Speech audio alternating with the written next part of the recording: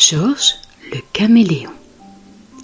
Il était une fois un caméléon solitaire nommé Georges.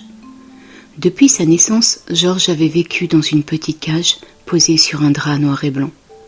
Le monde extérieur lui était inconnu, et il ignorait même qu'il possédait un don extraordinaire, la capacité de changer de couleur.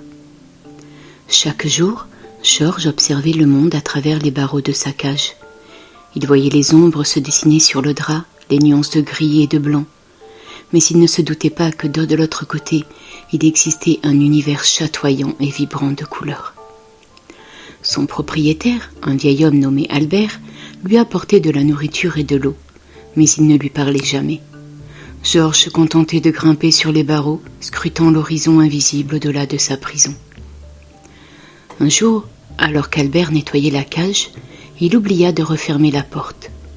Georges, curieux et intrépide, saisit sa chance. Il grimpa sur le rebord de la cage et sauta au sol. Pour la première fois de sa vie, il se retrouva libre.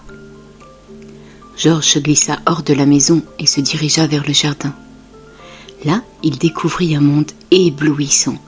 Les fleurs s'étendaient à perte de vue, leurs pétales dansant au gré du vent.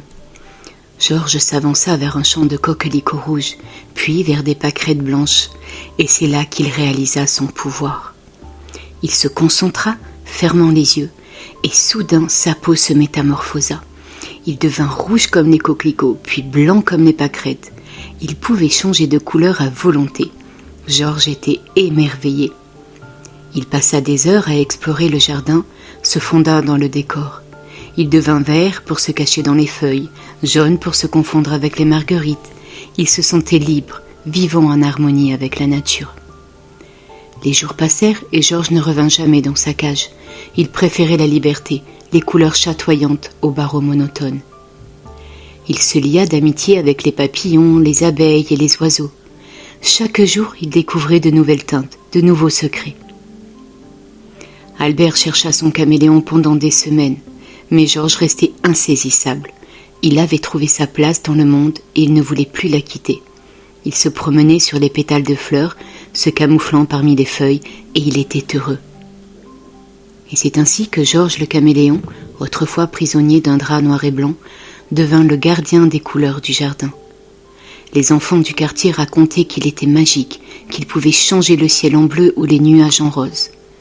Mais Georges gardait son secret, sachant que la vraie magie résidait dans la liberté et la beauté du monde qui l'entourait. Et depuis ce jour, chaque fois que vous croiserez un caméléon, regardez bien, peut-être est-ce Georges qui continue d'égayer nos jardins et de ses couleurs éblouissantes.